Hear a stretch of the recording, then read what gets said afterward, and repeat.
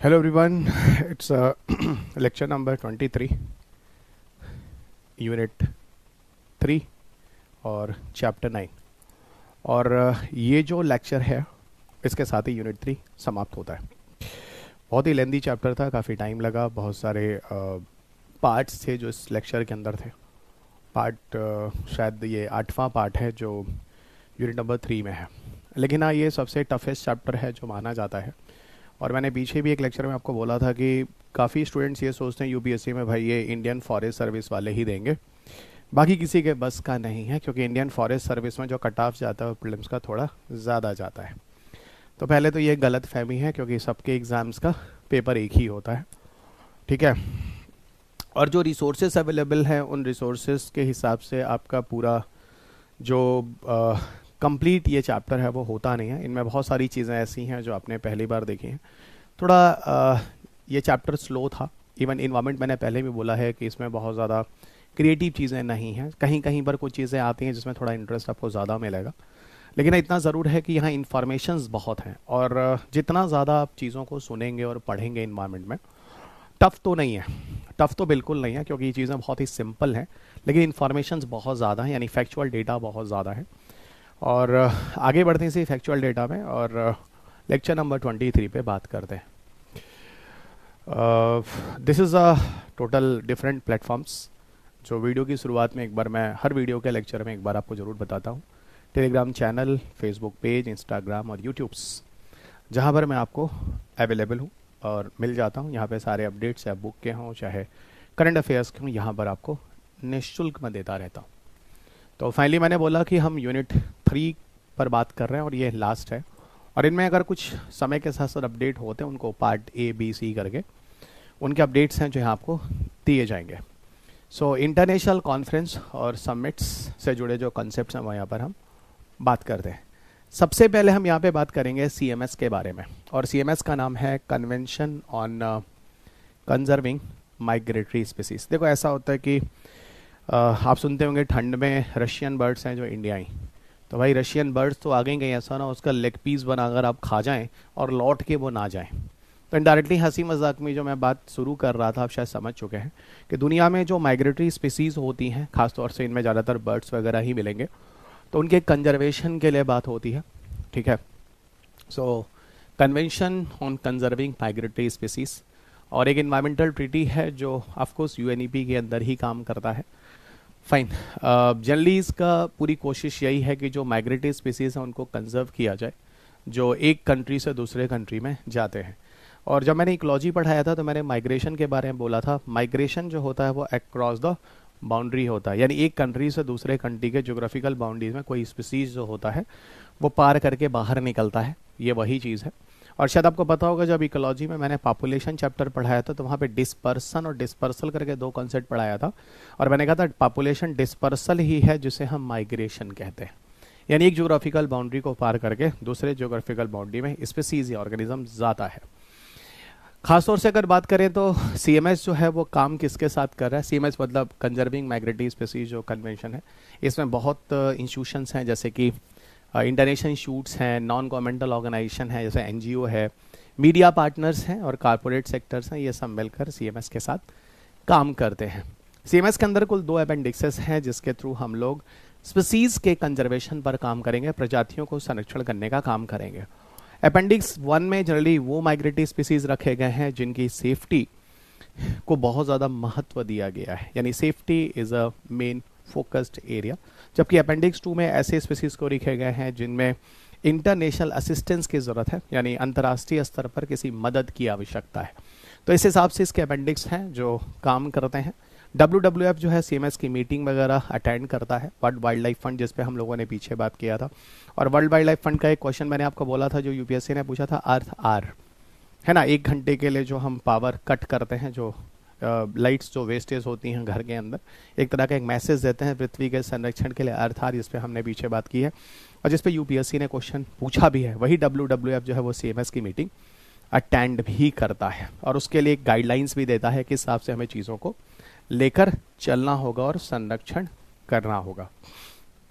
CMS के बाद हम यहीं पर एक बात करेंगे कुछ अलग से कुछ मिसलेनियस टॉपिक्स हैं, जैसे बर्ड लाइफ इंटरनेशनल।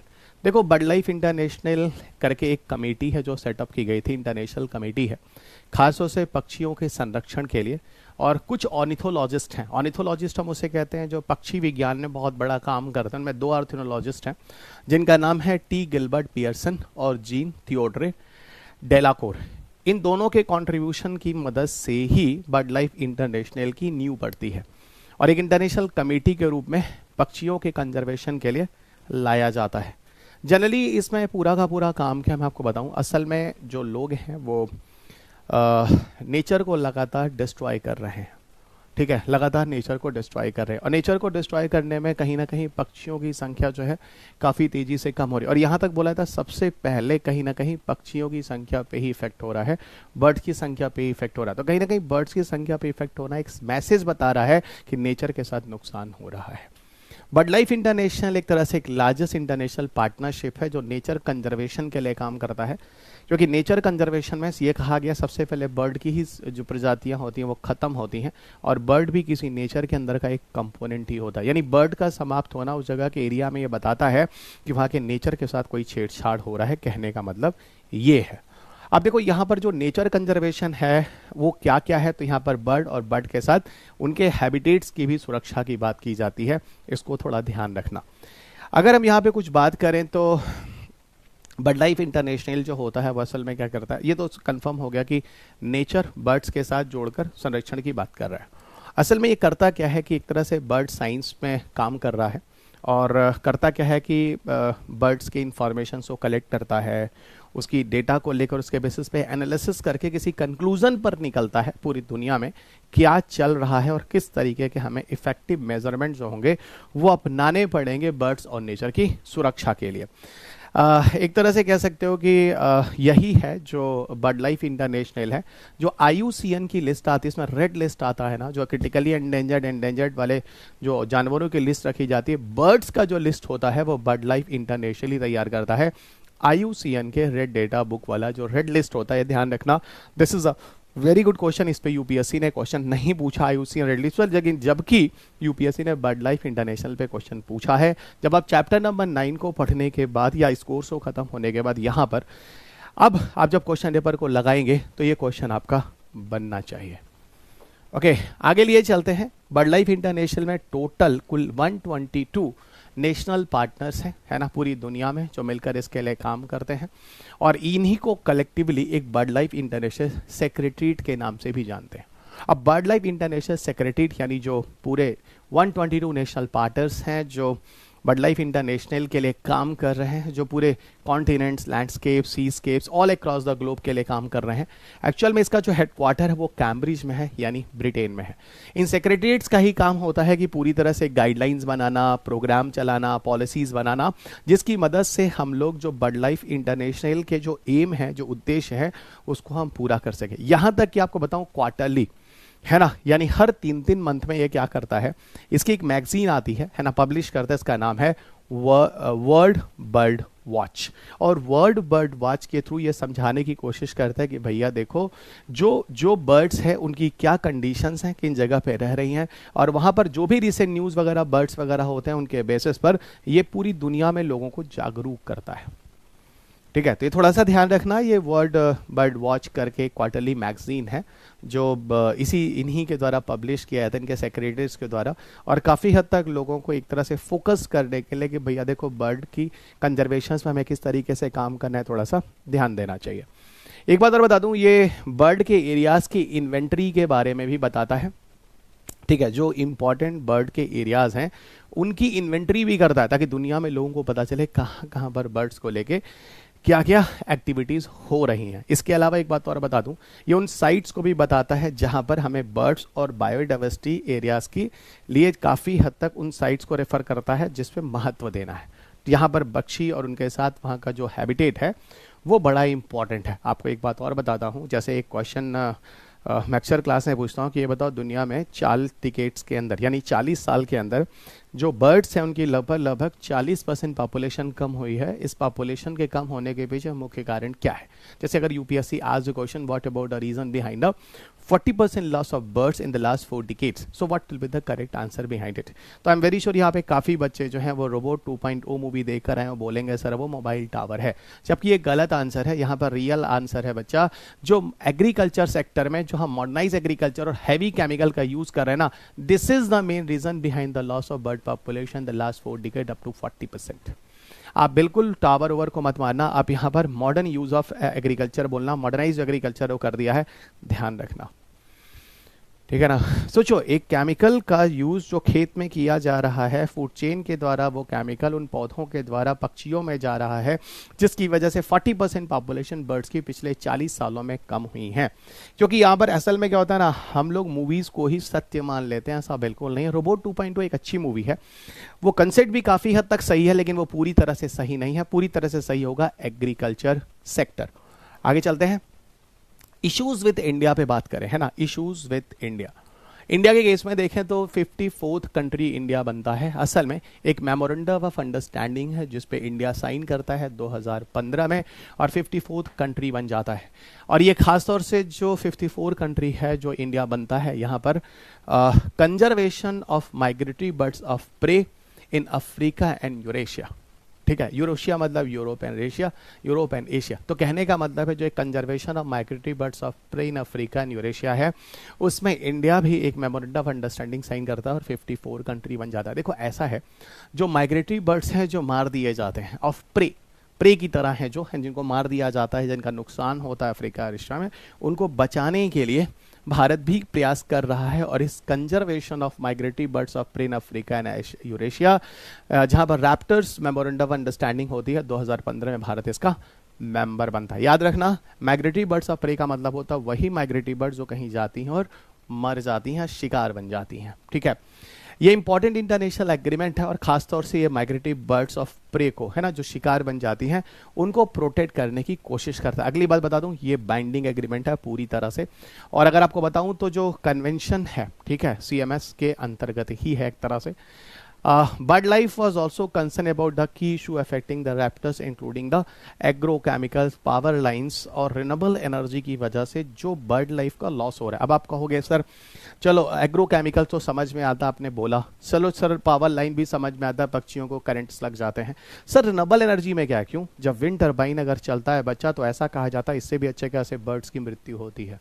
हाँ, अब ध्यान देना. तो ये बर्ड लाइफ जो है ये कहाँ कहाँ पर कंसर्न है, कौन कौन से एरियाज हैं जहाँ पे इफेक्टिव होता है, ध्यान देना. एक तरह से बताऊं तो ये जो रैप्टर्स मेमोरेंडम ऑफ अंडरस्टैंडिंग जो साइन हुआ है, ये एक तरह से साइंटिफिक इंफॉर्मेशन प्रोवाइड करता है, एक तरह से ये गाइडलाइन भी बताता है कि जो स्ट्रैटेजी हमें अपनानी चाहिए, है ना, जो बर्ड ऑफ प्रे हो रहे हैं उनको कंजर्व करने के लिए, यानी जो शिकार हो रहे हैं उनको संरक्षित करने के लिए. अगला, यहीं पर हम बात करेंगे बॉम्बे नेचुरल हिस्ट्री सोसाइटी के बारे में. देखो बॉम्बे नेचुरल हिस्ट्री सोसाइटी 1883 में लाया जाता है, स्टैब्लिश्ड होता है. और सबसे बड़ी बात, यह सबसे पुराना कंजर्वेशन ऑर्गेनाइजेशन है पूरी दुनिया का. आपको देखो 1883, ठीक है, 1883. और आप आज की बात करें तो आज दुनिया में सबसे पुराना अगर कोई कंजर्वेशन ऑर्गेनाइजेशन के नाम से जाना जाता है तो बॉम्बे नेचुरल हिस्ट्री सोसाइटी ही मानी जाती है. असल में इसका मुख्य कार्य क्या होता है, ये विभिन्न तरह के अनुसंधान करता है और कंजर्वेशन जो बर्ड से जुड़े हुए हैं, जिन बर्ड्स का शिकार कर दिया जाता है, उनको बचाने के लिए प्रयास करता है. इवन इसने कुछ बहुत बड़े बड़े काम किए हैं जो इंटरनेशनल लेवल पर जिसको सराहना मिली है. इसने साउथ एशिया में क्रिटिकली एंडेंजर्ड जो वल्चर हैं उनको बचाने के लिए काफ़ी काम किया है.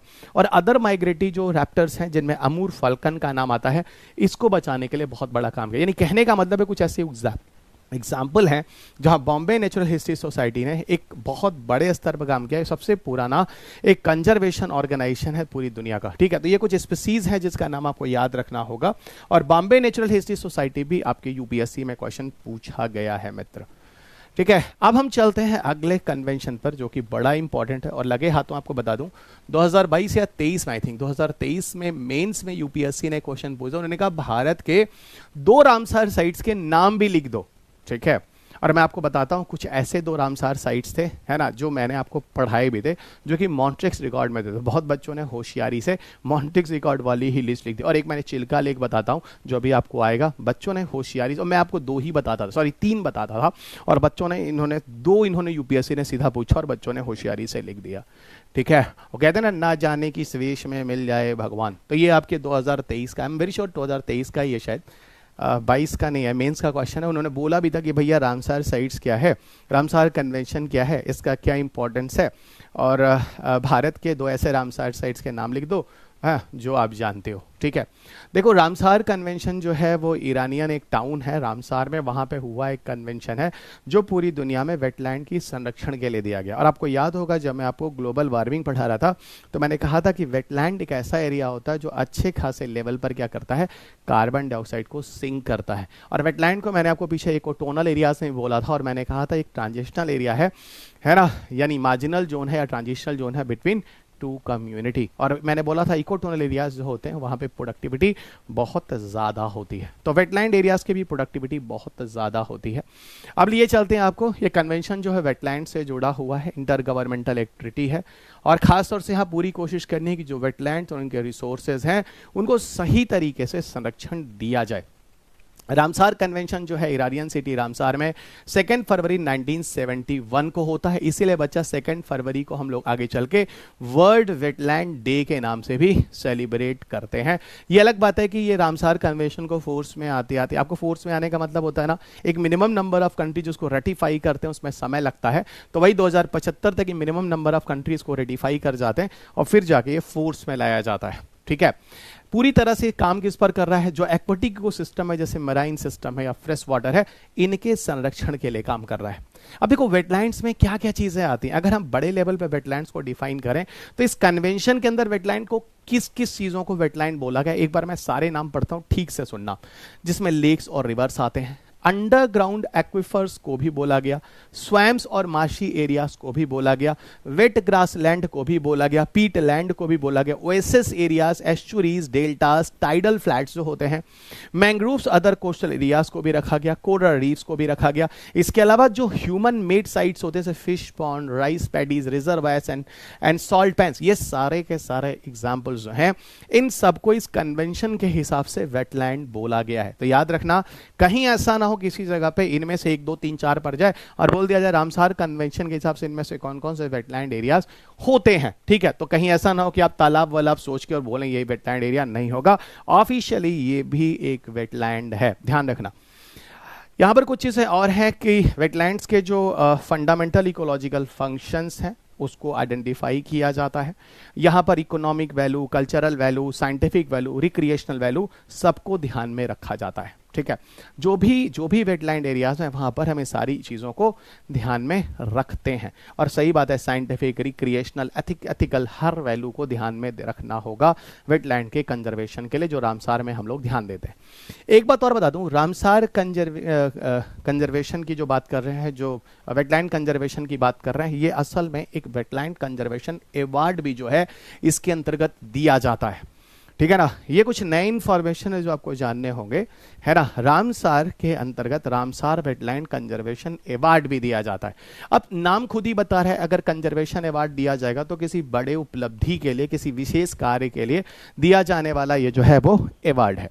अब जरा सुनना, रामसार वेटलैंड कंजर्वेशन अवार्ड जो है वो असल में ऑनर जो होता है टू वर्क ऑफ किसी गवर्नमेंट या किसी ऑर्गेनाइजेशन या किसी इंडिविजुअल को उसके पर्टिकुलर किसी कंजर्वेशन ऑफ वेटलैंड को सही तरीके से जो उन्होंने किया है उसके लिए दिया जाने वाला एक प्रोत्साहन ही है। 1996 में रामसार का जो कंजर्वेशन जो 6 मीटिंग हो रही थी वहाँ पर जो कॉन्ट्रैक्टिंग पार्टीज थे, है ना, उनके द्वारा इस अवार्ड की घोषणा की गई। 6 बार ये अवार्ड दिए जा चुके हैं, 1999, 2002, 2005, 2008, 2012 और 2015। यानी आपको देख के लिख रहा होगा लगभग हर 3 साल पे, है ना, इस अवार्ड को दिया जाता रहा है। ठीक है, ऑल अवार्डीज जो है receive the avian special prize of $10,000 rupees award. ठीक है ना, इनमें से कुछ एवियन स्पेशल प्राइज दिया जाता है ना, एवियन स्पेशल प्राइज जिसको देने वाली एक फूड कंपनी है जिसका नाम है डनोने, वो देती है। तो all awardees have also receive the Evian special prize अब इतना donated by the Danone world food company. ये थोड़ा ध्यान रखना, that is the something new in the Ramsar wetland conservation award. अभी तक यूपीएससी का दिमाग इस पर कभी गया नहीं है, आगे आने वाले समय पे थोड़ा सा ध्यान रखना।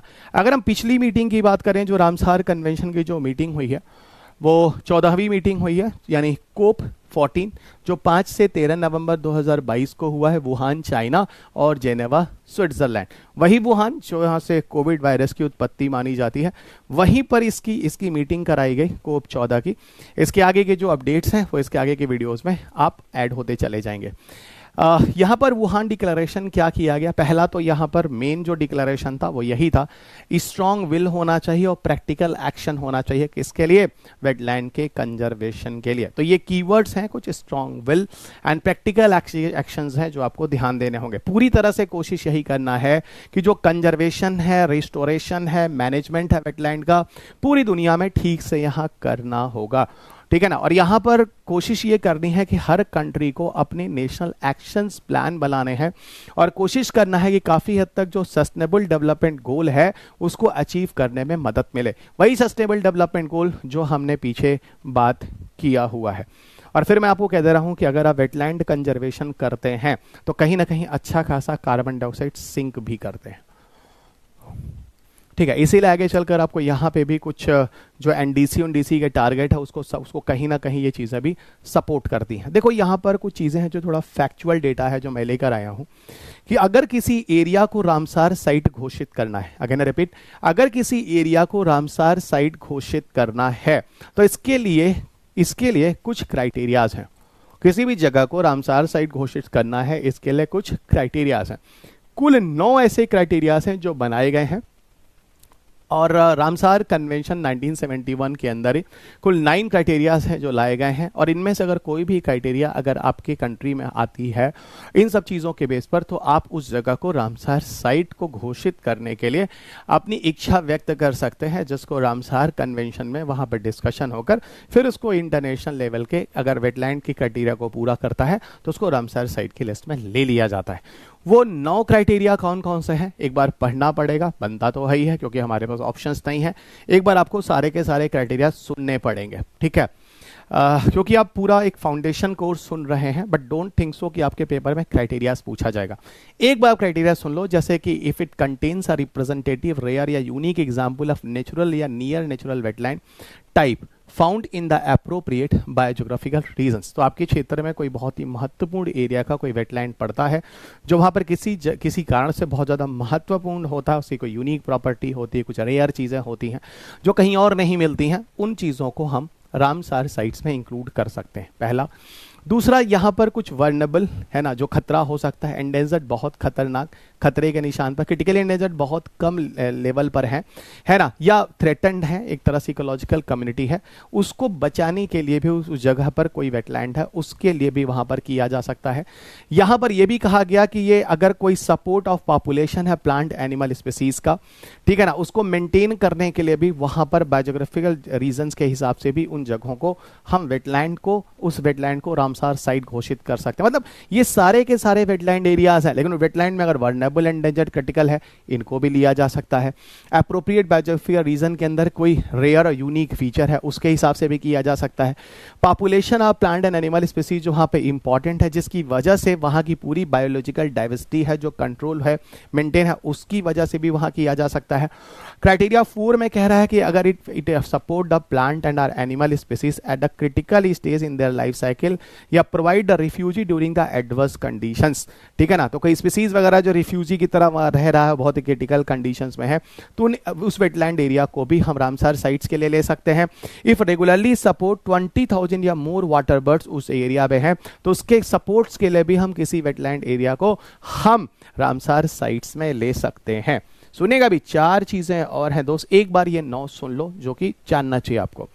छठा क्राइटेरिया क्या कहता है? छठा क्राइटेरिया कहता है कि भाई ऐसा देखो, regularly support 1% of the individual in a population of 1 species या sub species of the water birds, ठीक है ना। यानी वाटर बर्ड्स की एटलीस्ट 1% पॉपुलेशन है जो बहुत ही इंपॉर्टेंट है, जिसको सपोर्ट करना है, इसलिए भी उस एरिया को कर सकते हैं। कहीं नंबर बोला गया, कहीं परसेंटेज बोला गया, ठीक है।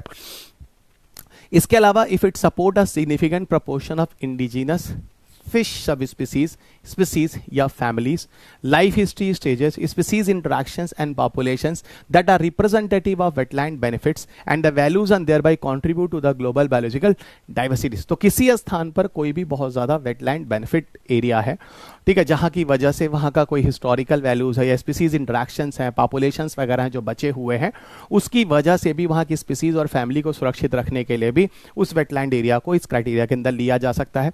अगर कोई इंपॉर्टेंट सोर्स ऑफ फूड है जो फिशेस के लिए है या स्पनिंग ग्राउंड के लिए है, नर्सरीज के लिए, या माइग्रेशन पाथ है किसी फिश के लिए या किसी और के लिए, उसके लिए भी किसी वेटलैंड एरिया को हम रामसार साइट्स के अंदर ले सकते हैं। इसका मतलब बहुत ही महत्वपूर्ण क्षेत्र है जहां पर किसी डाइवर्सिटी को वहां के फूड वगैरह की बेसिस पर वहां मेंटेन की जा सकती है। Regularly support 1% of individuals in a population of one species या sub species of wetland dependent non avian animal species, यानी नॉन एवियन का मतलब होता है जो बर्ड्स वाले नहीं हैं, ठीक है, उस तरह की स्पीसीज भी अगर 1% के आसपास अगर कुछ इंडिविजुअल्स हैं जो कि एक ही तरह की प्रजातियां हैं, सब प्रजातियां हैं जो वेटलैंड पर डिपेंडेंट होती हैं, उन एरियाज को भी रामसार साइट्स के अंदर हम क्या कर सकते हैं, रामसार साइट्स के अंदर इंक्लूड किया जा सकता है। ये 9 क्राइटेरिया है, इनमें से अगर कोई भी एक क्राइटेरिया होता है तो उस जगह को हम क्या कर सकते हैं, हम रामसार साइट्स के अंदर ले सकते हैं। अब देखो यहाँ पर criteria to be Ramsar index के लिए क्या क्या है, वही रामसार इंडेक्स, मतलब रामसार साइट्स के अंदर जो प्रोविजंस हैं उसमें इंडेक्स ही बनाया जाता है। ये पार्टीज जो है इन्वॉल्व जनरली होती है वही कंट्री रामसार मेंबर होंगे जिनके यहाँ इंटरनेशनल लेवल का एटलीस्ट एक मिनिमम वेटलैंड जरूर होना चाहिए, यानी at least minimum 1 wetland of its area having a international importance होना चाहिए। नहीं तो भैया जिसके यहाँ वेटलैंड नहीं है उसको क्यों तुम लोग रामसार कन्वेंशन का मेंबर बनाओगे, बात तो सही है। दूसरा कुछ फैक्चुअल डेटा है जो मैं आपको दे रहा हूं। मैक्सिमम वेटलैंड साइट्स अगर नंबर के बेसिस से बात करें तो वो हमारा यूनाइटेड किंगडम में पड़ता है, और नंबर 2 पर जो नंबर ऑफ वेटलैंड अगर किसी कंट्री में है तो वो है बच्चा मैक्सिको में। लेकिन अगर एरिया वाइज देखें सबसे बड़ा एरिया, लार्जेस्ट वेटलैंड एरिया क्या है, तो एक एरिया है 2-3 कंट्री के एरिया को मिलाकर कहते हैं जिसको कहते हैं पेंटनल। पेंटनल दुनिया का सबसे बड़ा वर्ल्ड्स लार्जेस्ट वेटलैंड एरिया है जो लगभग 2 लाख स्क्वायर किलोमीटर एरिया को कवर करता है। लेकिन ये 2 लाख स्क्वायर किलोमीटर तब कवर करता है बारिश के सीजन में, यानी जब वेट सीजन होता है उस ड्यूरेशन ऑफ टाइम में।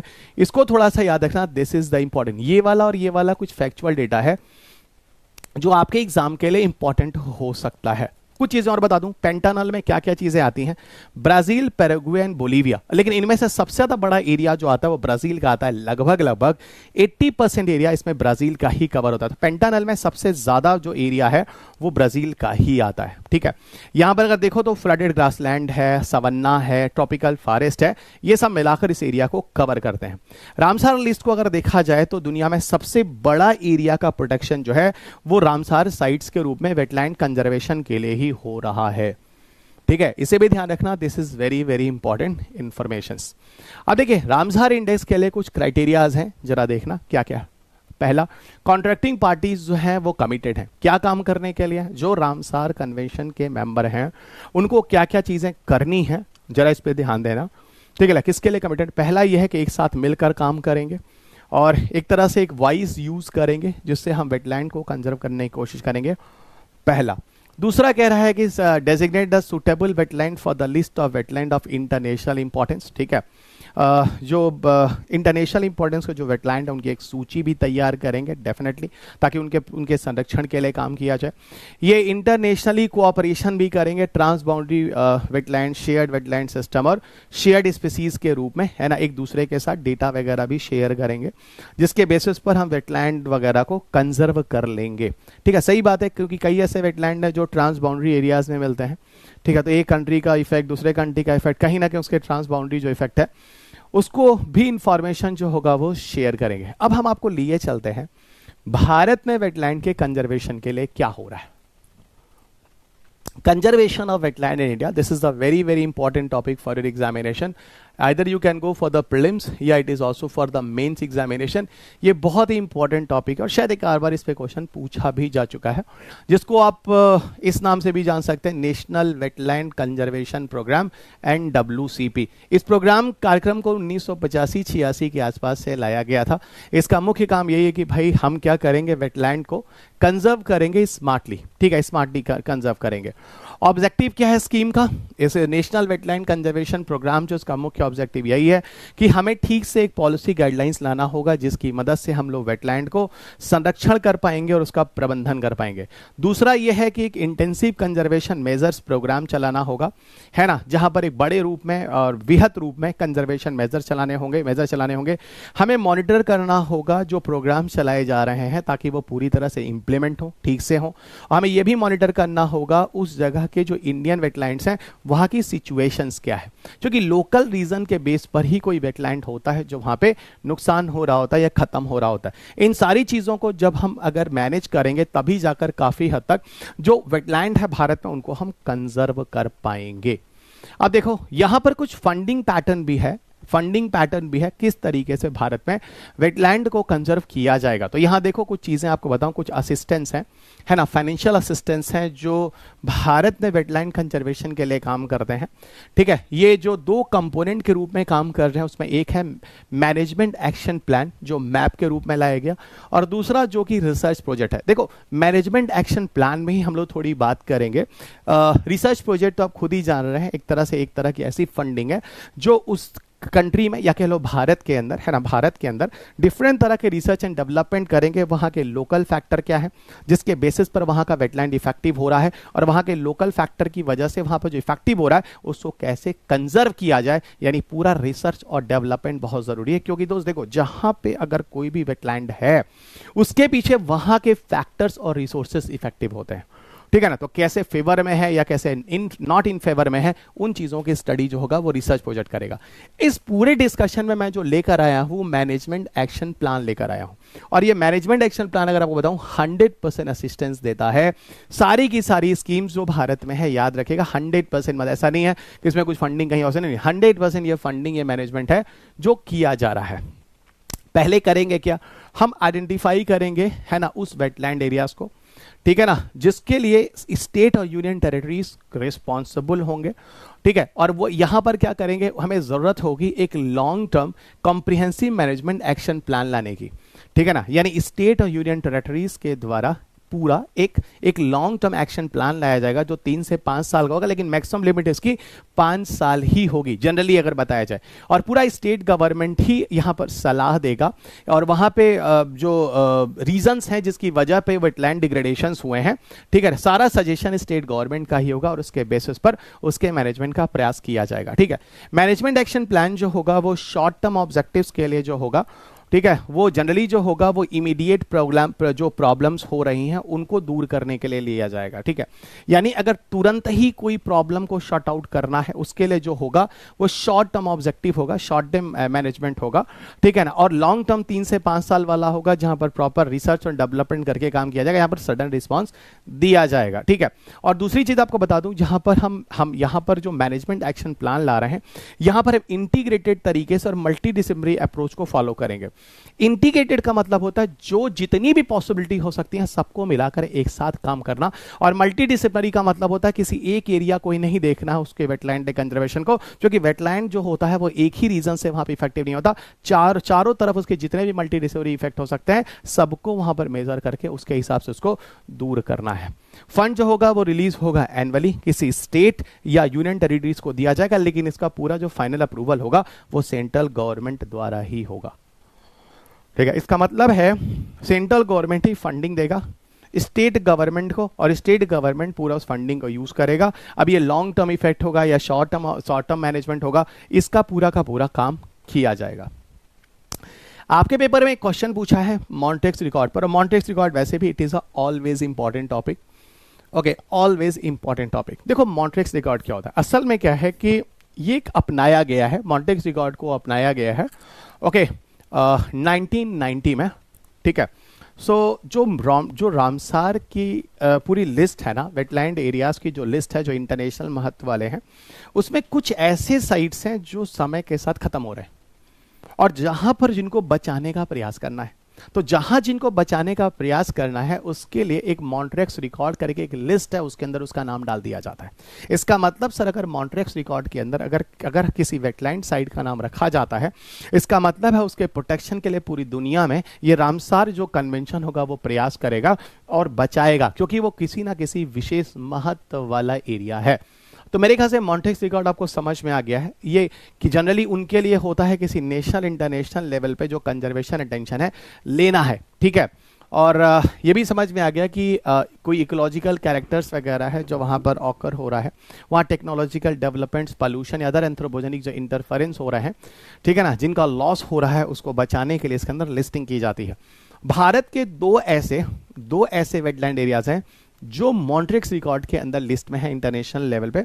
एक तो कियोलोडो नेशनल पार्क राजस्थान का, और दूसरा जो है लोकटक लेक मणिपुर, ठीक है ना। और भारत का एक ऐसा वेटलैंड एरिया है जो पहले मॉन्ट्रेक्स रिकॉर्ड की लिस्ट में था और बाहर कर दिया गया, वो था चिल्का लेक। जो चिल्का लेक को रिमूव कर दिया गया 2002 के आसपास तक जाकर। एक बात और बता दूं, ये चिल्का लेक जो था वो पहला रामसार साइट एशिया का था, ठीक है, जो मॉन्ट्रेक्स रिकॉर्ड की लिस्ट से बाहर हुआ, यानी इसको हमने प्रॉपर तरीके से संरक्षण मिल चुका है इंटरनेशनल लेवल पे। अब ध्यान रखना, आपके पेपर ने जब मेन से पूछा था 2 रामसार साइट के नाम बताओ, कई बच्चों ने इन्हीं 2 का नाम याद करके रट के लिख दिया था, तीसरा लिखने की जरूरत नहीं थी, नहीं तो वो चिल्का लेक भी लिख सकते थे, ठीक है। तो कियोलोडो नेशनल पार्क और लोकटक लेक, यही 2 जिन लोगों ने याद रखा था, जो मैंने आपको क्लास की थी मॉन्ट्रेक्स रिकॉर्ड में, उन्होंने उसी बेसिस पर 2 नाम खट से लिख दिया था, ठीक है। तो जो बच्चे होशियार थे उन्होंने क्वेश्चन का आंसर खट से लिख दिया था मॉन्ट्रेक्स रिकॉर्ड में, ठीक है। अब यहीं पर आपको लिए चलते हैं वर्ल्ड वेटलैंड डे। देखो 2 फरवरी को सबसे पहले रामसार ईरानियन जो टाउन है वहाँ पर ये मीटिंग होती है, और वहीं पर 2 फरवरी जो होता है वो डेट होता है, और वही 2 फरवरी को आगे चलकर हम लोग क्या कर देते हैं, वर्ल्ड वेटलैंड डे के रूप में मनाना शुरू करते हैं 1997 से। ऑब्जेक्टिव यही होता है कि लोगों में जागरूकता पैदा की जाए और वेटलैंड के महत्व को बताया जाए, ठीक है, जिससे वेटलैंड के कंजर्वेशन पर बड़े लेवल पर प्रयास हो सके, ठीक है, नेशनल इंटरनेशनल लेवल पर। वेटलैंड इंटरनेशनल क्या है? वैसे वेटलैंड इंटरनेशनल एक तरह का नॉन प्रॉफिट ऑर्गेनाइजेशन है, मतलब बिल्कुल एनजीओ टाइप का है जो काम कर रहा है, और पूरी तरह से ये कंजर्वेशन और रिस्टोरेशन का काम कर रहा है वेटलैंड्स को दुनिया में लेकर। 20 रीजनल, नेशनल और प्रोजेक्ट ऑफिसर्स हैं different Nations of the world में। 20 regional, national and project officers हैं इनके। इसका हेडक्वार्टर जो है वो ईड में है, जो कि नेदरलैंड में पड़ता है। इस ऑर्गेनाइजेशन का मुख्य काम यही है कि एग्जीक्यूट करना, सपोर्ट करना डिफरेंट प्रोग्राम्स और पॉलिसीज जो वेटलैंड कंजर्वेशन रिस्टोरेशन को लेके पूरी दुनिया में चलाए जा रहे हैं। इवन ये डिफरेंट तरह के रिसर्चेस से भी जुड़ा होता है, कम्युनिटी बेस्ड प्रोजेक्ट भी लॉन्च करता है उस पर्टिकुलर एरियाज में, डिफरेंट तरह के कोलैबोरेशन भी करता है वहाँ के गवर्नमेंट के साथ मिलकर, और इंटरनेशनल पॉलिसीज वगैरह और ग्लोबल कॉन्फ्रेंस वगैरह भी ऑर्गेनाइज कर रहा होता है, ठीक है ना, जिसकी बेसिस पर लोग एक दूसरे के साथ सामने आते हैं, साथ मिलजुल कर वेटलैंड कंजर्वेशन का प्रयास करते हैं। वेटलैंड इंटरनेशनल वैसे 1954 में लाया गया, और शुरुआत में जो लाया गया इसका नाम कुछ और था, इंटरनेशनल वाइल्ड फाउल इंक्वायरी के नाम से लाया गया। इसका मुख्य कार्य यही था कि कंजर्वेशन ऑफ एक्वाटिक बर्ड्स करना है, जो वाटर बॉडीज के अंदर पाए जाने वाले बर्ड्स हैं। लेकिन बाद में चलकर इसका काम यही हो गया कि ये वेटलैंड को भी साथ साथ एक्वाटिक बर्ड्स के साथ कंजर्व करेगा। देखो, अगर एक्वाटिक बर्ड्स को आप कंजर्व कर रहे हो और एक्वाटिक बर्ड्स जो है वो वेटलैंड एरियाज में रह रही हैं, तो डेफिनेटली दोस्त ये उस जगह के एक्वाटिक सिस्टम को भी कंजर्व करेगा, जिसकी वजह से वहाँ के जो बर्ड्स होंगे वो संरक्षण में आएंगे। और आगे बढ़ो, अब इंडिया का जो प्लान है, okay, conservation of aquatic ecosystem, इस पे भी थोड़ी सी बात करेंगे, थोड़ा देख लेना। National plan for conservation of aquatic ecosystem as a separate topic, ठीक है, इंडिया के केस में बात कर रहा हूं, ठीक है। पहला देखो यहां पर जो चीज लाई गई, ये कंजर्वेशन प्रोग्राम जो है वेटलैंड्स और लेक्स सबके लिए लाया गया। फिलहाल ये जो इकोसिस्टम, ये जो प्लान है नेशनल प्लान, ये सेंटर द्वारा स्पॉन्सर्ड स्कीम है, और ये MOEF और CC के अंतर्गत ही आता है, ठीक है। इसके अंदर कोशिश है, देखो ऐसा बताता हूं, पहले कुछ ऐसे प्रोग्राम्स थे जो देश में चलाए गए थे, उन प्रोग्राम्स को मर्ज करके एक इंटीग्रेटेड प्रोग्राम ला दिया गया जिसका नाम है national plan for conservation of aquatic ecosystem. कौन कौन से ऐसे प्रोग्राम थे जो पहले थे जिनको मर्ज करके लाया गया? उनमें एक नेशनल लेक कंजर्वेशन प्लान है और दूसरा नेशनल वेटलैंड कंजर्वेशन प्रोग्राम है। इन दोनों को मर्ज करके एक्चुअल में जाकर इस इनिशिएटिव को लाया गया national plan for conservation of aquatic ecosystem. अब बात होती है इसका उद्देश्य क्या है। इसका उद्देश्य यही है कि भाई देखो, जो डिजायर्ड वाटर की जो जरूरत है, वाटर क्वालिटी की जरूरत है, उसको काफी हद तक बढ़ाया जाएगा, वाटर क्वालिटी को और ज़्यादा एनहांस किया जाएगा, जिसकी मदद से वहाँ की जो बायोडाइवर्सिटी और वहाँ का जो इकोसिस्टम है उसको हम काफ़ी हद तक इम्प्रूव कर पाएंगे। यानी अगर हम वाटर को कंजर्व करते हैं, वाटर की गुणवत्ता को बढ़ाते हैं, तो जिसकी वजह से वहाँ का जो पारिस्थितिक तंत्र है और जैव विविधता है उसको इम्प्रूवमेंट मिलता है, यानी उसको और ज़्यादा बढ़ने में मदद मिलता है। दूसरी चीज़ें मैं बता दूँ, ये भी एक तरह से इंटीग्रेटेड तरीके से काम करता है, मल्टी डिसिप्लिनरी अप्रोच को फॉलो करता है। इस स्कीम के अंतर्गत यह भी कोशिश की गई है कि जो पोल्यूशंस वगैरह हैं उनको काफ़ी हद तक कम किया जाए, जिससे बायोडाइवर्सिटी को और ज़्यादा इंप्रूवमेंट होने में मदद मिले। और कोशिश ये करनी है कि जिस जगह पर जो लोकल प्रॉब्लम है उस जगह के वहीं के इंसिटू तरीके से, इंसिटू मतलब वहीं पे पाए जाने वाले जो मैनेजमेंट कर सकते हैं उन्हीं से उनको ट्रीट किया जाए। अब यहीं पर बात करते हैं भारत के अंदर wetland conservation and management rule, जो 2017 के रूप में लाया गया है।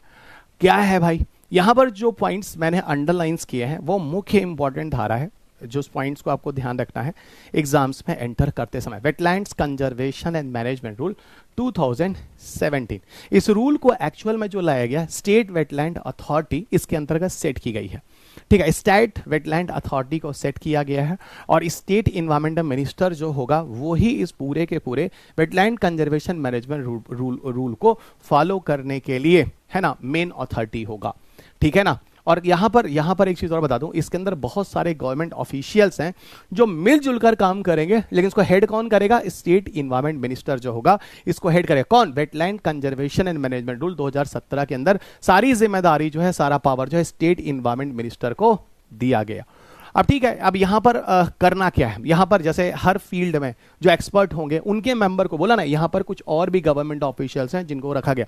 वो गवर्नमेंट ऑफिशियल किस सेक्टर को? ऑफ कोर्स जो वेटलैंड वगैरह से जुड़े हुए होते हैं। जैसे मैंने कहा भाई, वेटलैंड इकोलॉजी फील्ड से जुड़ा हुआ जो एक्सपर्ट होगा, हाइड्रोलॉजी से जुड़ा होगा, फिशरीज से जुड़ा होगा, जो लैंडस्केप प्लानिंग वगैरह से जुड़ा व्यक्ति होगा, सोशियो इकोनॉमिक से जुड़ा हुआ व्यक्ति होगा, इन सबको नॉमिनेट करेगा स्टेट गवर्नमेंट और फिर जाके ये पूरा का पूरा स्टेट वेटलैंड अथॉरिटी होगी जो इंटीग्रेटेड तरीके से काम। लेकिन हेड हमेशा ध्यान रखना स्टेट का इन्वायरमेंट मिनिस्टर होगा। यहां पर पूरी तरह से एक कॉम्प्रिहेंसिव लिस्ट है जिसकी तरह से कोशिश किया जाएगा, है ना। यहां पर कोशिश यही करनी है किसी भी वेटलैंड एरिया को नोटिफाई किया जाएगा, आइडेंटिफाई किया जाएगा, ठीक है। और वहां पे उसी हिसाब से जो डिफरेंट तरह की उल्टी सीधी एक्टिविटीज हो रही हैं उनको रोकने की कोशिश की जाएगी जिससे वेटलैंड को कंजर्व किया जाए। आगे आपको लिए चलते हैं। यहां पर डिफरेंट तरह की स्ट्रेटजीज है जो डिफाइन की गई है। Conservation and wise use of wetland and undertake measure for enhancing the awareness. ठीक है ना। यहां पर एक चीज और ध्यान देना है कि हम जो भी वेटलैंड को कंजर्व कर रहे हैं यहां पर पूरी तरह से सस्टेनेबल तरीके से वेटलैंड को कंजर्व किया जाए। यानी वेटलैंड से ऐसा नहीं है कि वहां पे अगर किसी का जीविकोपार्जन चल रहा है या कोई वहां पर लिवलीहुड वगैरह वेटलैंड से अगर मैनेज कर रहा है तो उसको किसी तरह का नुकसान हो, सस्टेनेबल तरीके से हो, यानी वहां पे जीविकोपार्जन चलता रहे, वहां जो चीजें हैं चलती रहे, लेकिन एक्सप्लॉयटेशन ना हो फ्यूचर के हिसाब से। State authority will prepare a list of all wetland of the state और यूनियन टेरिटरीज। ठीक है ना। यहां पर स्टेट अथॉरिटी जो होगी वो एक लिस्ट ऑफ ऑल वेटलैंड जो होगा तैयार करेगी किसी स्टेट या यूनियन टेरिटरीज में जो होता है, और हर 10 साल के बाद उसको नए अपडेट्स देने होंगे उस जगह के हिसाब से कि वहां पे कंजर्वेशन हुआ या वेटलैंड खत्म हो गया। ये सारी जिम्मेदारी वेटलैंड कंजर्वेशन मैनेजमेंट रूल के अंदर स्टेट गवर्नमेंट की है। यहाँ पर जो रूल्स हैं, यहाँ पे जो रूल्स प्रोहिबिट एक्टिविटीज किए गए हैं, अब देखो यहाँ पर कौन कौन सी चीजें हैं इस एक्ट के अंतर्गत, है ना, रूल्स के अंतर्गत जिन चीजों को रोका गया है, प्रोहिबिट किया गया। आपको आप खुद गेस कर सकते हैं वो सारी चीजें जिनको रोका गया है वो कहीं ना कहीं वेटलैंड्स को नुकसान पहुंचाती थी। जैसे 2-4 एग्जाम्पल मैं आपको बताता हूँ, ठीक है ना। यहाँ पर कोशिश ये करनी है कि conversion of wetland for non wetland, है ना, जो वेटलैंड जो नॉन वेटलैंड एरियाज में जो कन्वर्ट हो रहा है, यहाँ पर जो डिफरेंट तरह की एक्टिविटीज हो रही है जिनको रोकना है, इनमें जिस तरह का इंडस्ट्री वगैरह जो लगाया जा रहा है, किसी इंडस्ट्री को और ज़्यादा एक्सपेंड किया जा रहा है, मैन्युफैक्चरिंग या हैंडलिंग वहाँ पर हो रही उस एरियाज़ में, किसी तरह का स्टोरेज या डिस्पोजल ऑफ हैजार्डस सब्सटेंस हो रहा है जो वहाँ पे हो रहा है, या किसी तरह का कोई कंस्ट्रक्शन या डिमोलिशन काम हो रहा है जिसका वेस्ट वहाँ पर जाकर डंप कर दिया जा रहा है, ठीक है, ये सारी की सारी चीज़ें, या फिर जो इफ्लुएंट्स हैं इंडस्ट्रीज, सिटीज़ या टाउन्स, विलेजेस के हैं, या जो ह्यूमन सेटलमेंट के लिए होते हैं उनको ले जाकर उन वेटलैंड में डंप किया जा रहा है, ये सब चीज़ें हमें प्रोहिबिट करनी है। इस wetland conservation and management rules के अंतर्गत ये बात बोला गया। आपको पहले ही बता चुका, इस रूल के अंदर सारा का सारा जो पावर है वो स्टेट गवर्नमेंट को दिया गया, लेकिन हाँ सर्वे सर्वा स्टेट गवर्नमेंट जो काम कर रहा है ये सब कुछ central government has mainly retain the power regarding the monitoring, ठीक है ना। मॉनिटरिंग तो ऊपर से सेंट्रल गवर्नमेंट नहीं कर रहा है, लेकिन मैनेजमेंट जो है वो पूरा स्टेट को दिया गया है। जो वर्क कैरिड आउट किए जा रहे हैं यहाँ पर, एक तरह से नेशनल वेटलैंड कमेटी होगी, ठीक है, जो सेट की जाएगी, और जो नेशनल वेटलैंड कमेटी होगी इसका हेड कौन होगा, है ना, मिनिस्ट्री ऑफ इन्वायरमेंट, फॉरेस्ट और क्लाइमेट चेंज का जो सेक्रेटरी होगा वो इसका हेड होगा। और ये जो कमेटी जो सेट की गई है नेशनल वेटलैंड कमेटी, ये खास तौर से एडवाइस जो होगा सेंट्रल गवर्नमेंट को on appropriate policies and action program से जुड़े हुए, जिसकी मदद से हम वहां पे कंजर्वेशन कर पाएंगे, ठीक है ना, वेटलैंड का। और यहां पर कुछ रिकमेंडेशंस भी दिए गए हैं किसी वेटलैंड को जो इंटरनेशनल इंपॉर्टेंस का है, जिसको रामसार कन्वेंशन के अंदर रखने के लिए। असल में क्या होता है, ये कमेटी ही इस चीजों के बारे में डिसाइड करती है कि इंडिया का कौन सा ऐसा वेटलैंड है जो अंतरराष्ट्रीय महत्व का है, तो वही महत्व वाली चीजों के बारे में ये कमेटी रिपोर्ट देती है। और इसी कमेटी के रिपोर्ट को आगे चलकर यही जो सेंट्रल गवर्नमेंट होता है इस चीज का रिकमेंडेशन ले जाकर जब इंटरनेशनल लेवल पे रामसार कन्वेंशन होता है वहां पर रखता है कि हमारे देश का एक और वेटलैंड साइट है जो कि इंटरनेशनल लेवल का आ चुका है। इसी तरह करते करते 80 और 80 से ज्यादा आज रामसार साइट है जो भारत में हो चुके, किसी जमाने में 20-25 हुआ करते थे, ठीक है ना, आज लगभग 100 के आसपास पहुंच जाएंगे, अभी देख लीजिएगा, ठीक है।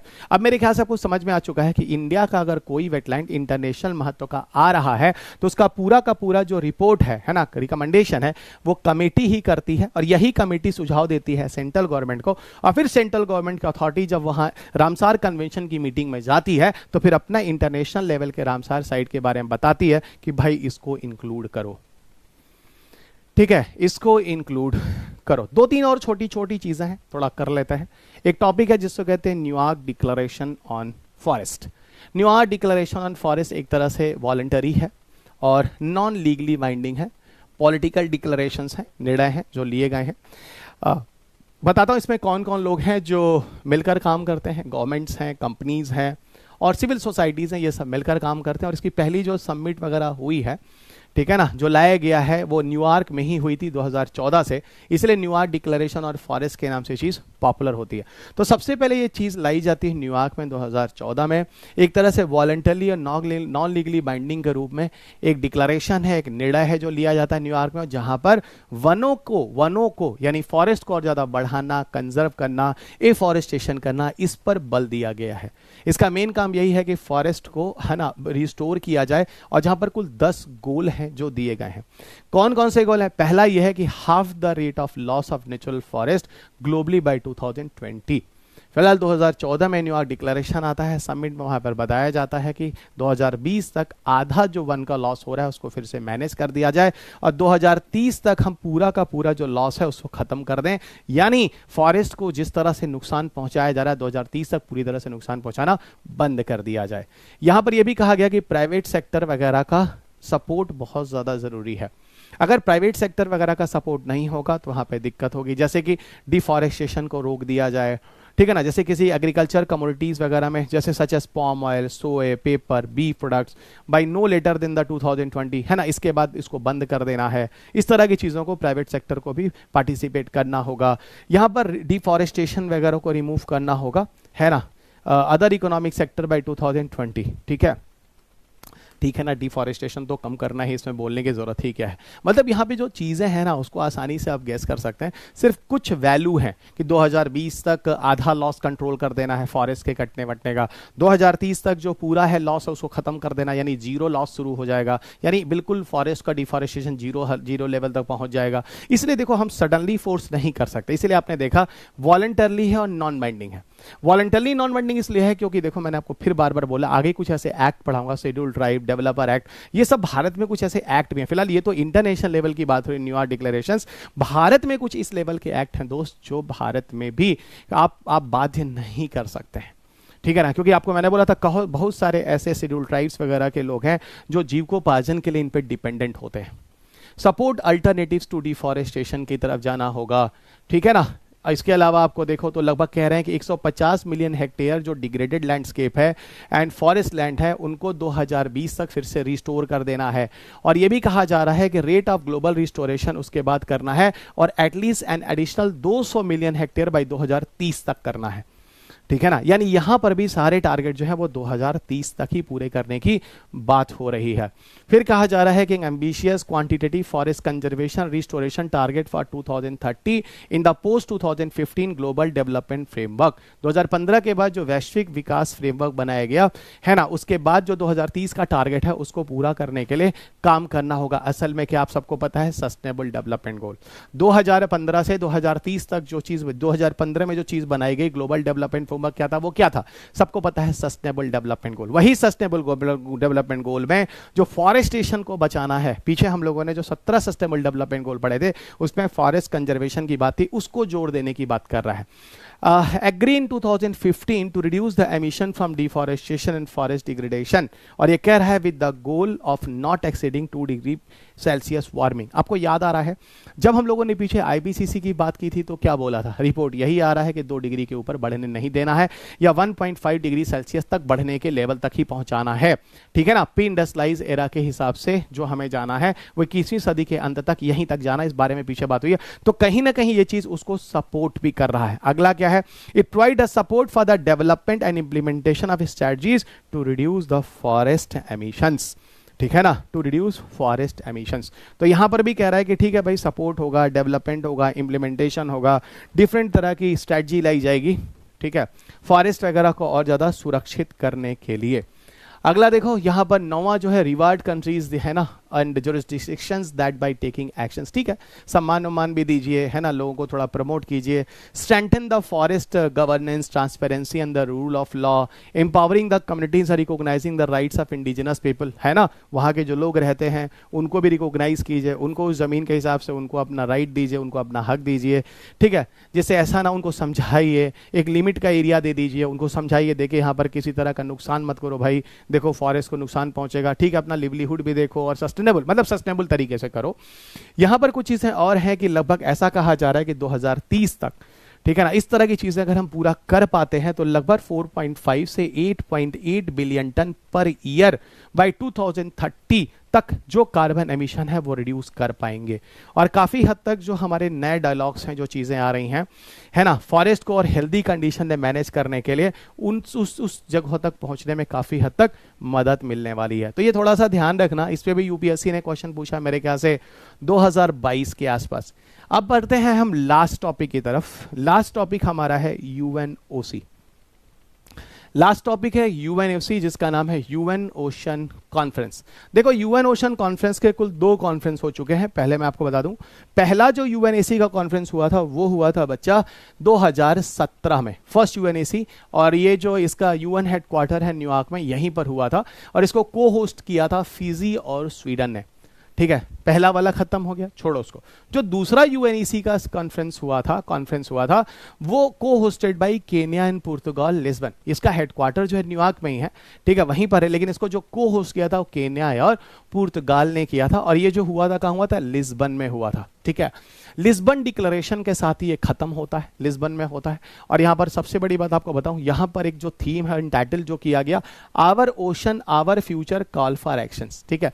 हमारा समुंदर है, हमारा हमारा भविष्य है और इसको बचाना है। यहाँ पर हमें कुछ एक्शंस हैं जो लेने हैं और दुनिया को संरक्षित करना है। देखो यहाँ पर कुछ चीज़ें हैं, global pact to conserve the ocean, seas, marine resources, इनको बचाने के लिए किया गया प्रयास है। भारत में यूएन ओशन कॉन्फ्रेंस को फॉलो करने के लिए हमारा जो मिनिस्ट्री ऑफ अर्थ साइंस है वो जिम्मेदार है। तो इंटरनेशनल लेवल पे जो यूएनएसी है उसको इंडिया में अडॉप्ट करने के लिए कौन सा मिनिस्ट्री है जो काम करता है? Ministry of earth science. ध्यान रखिएगा।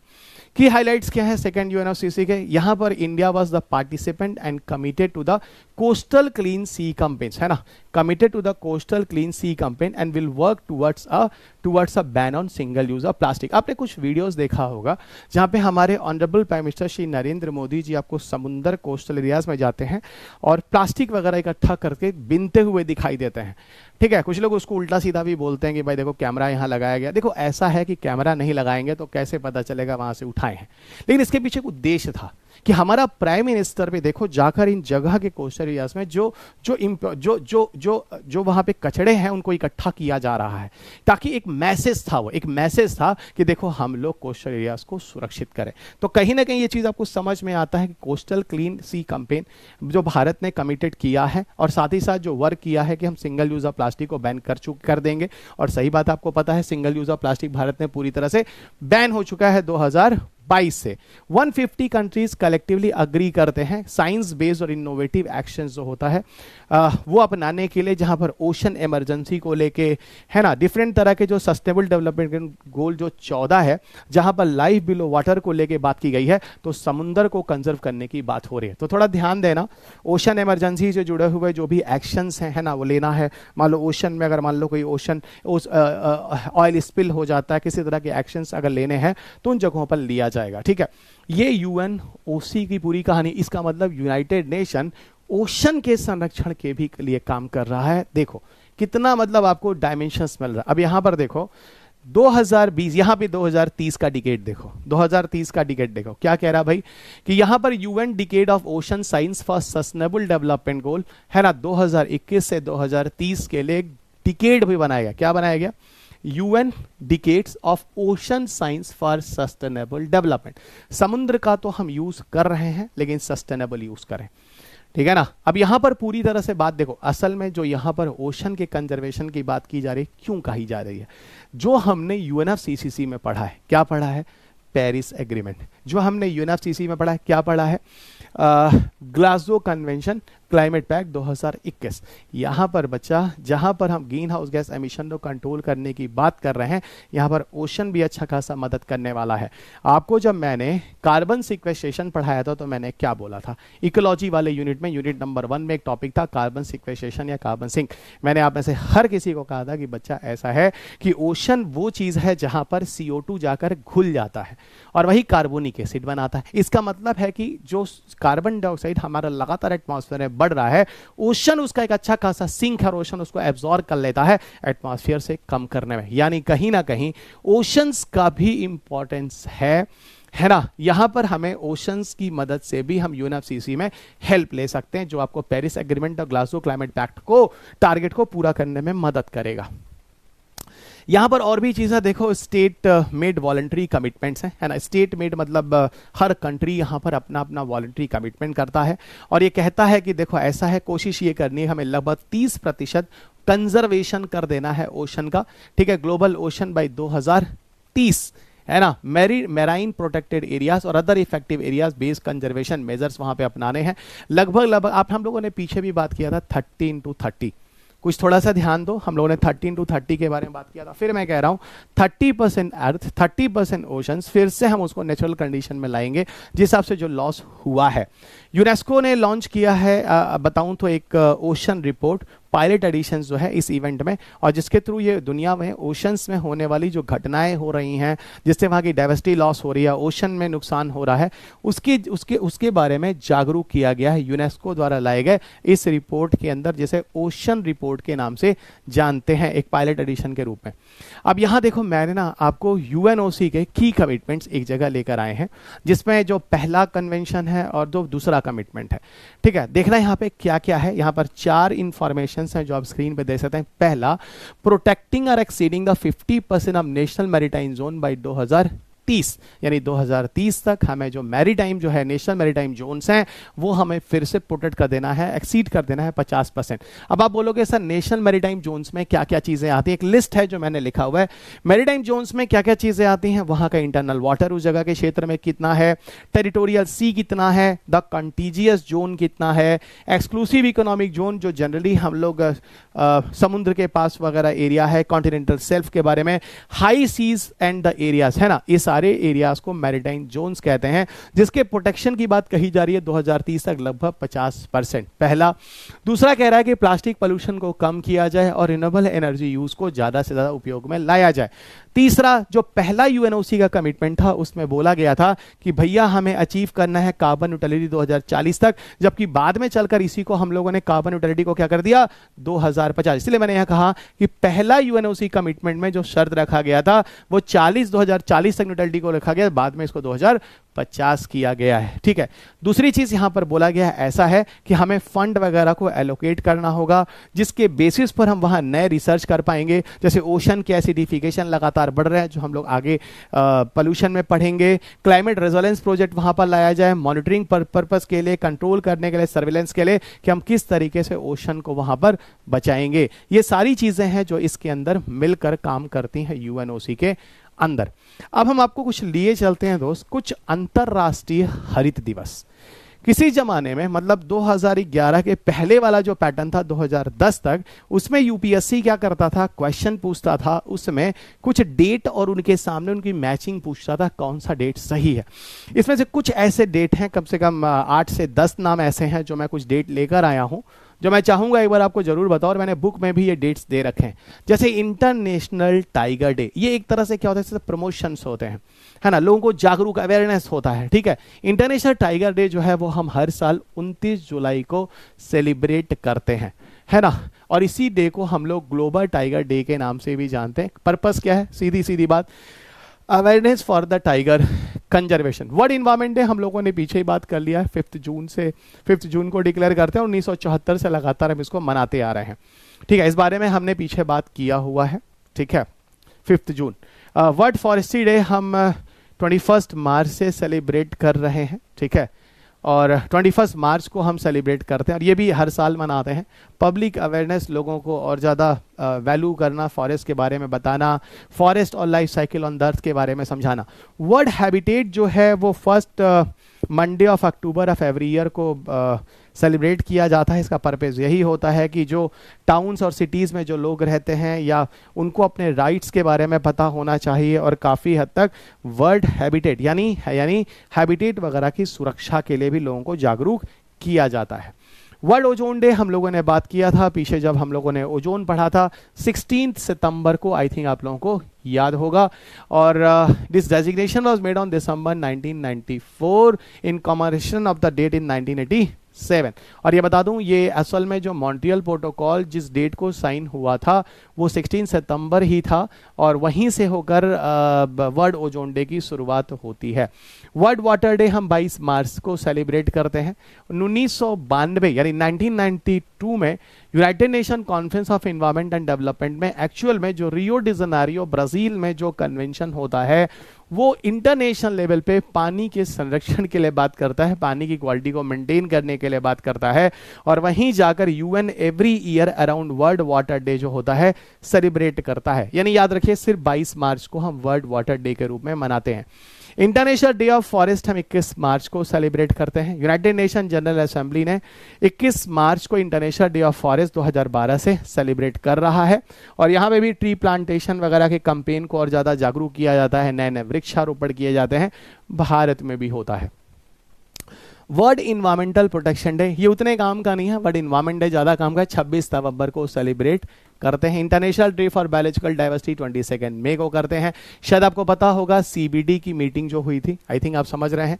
अर्थ डे जो है हम 20 अप्रैल को मना रहे हैं, 22 अप्रैल को मनाते हैं हर साल, और इसकी शुरुआत जो हुई थी 1970 से हुई थी। वर्ल्ड ओशन डे 8 जून से मना रहे हैं।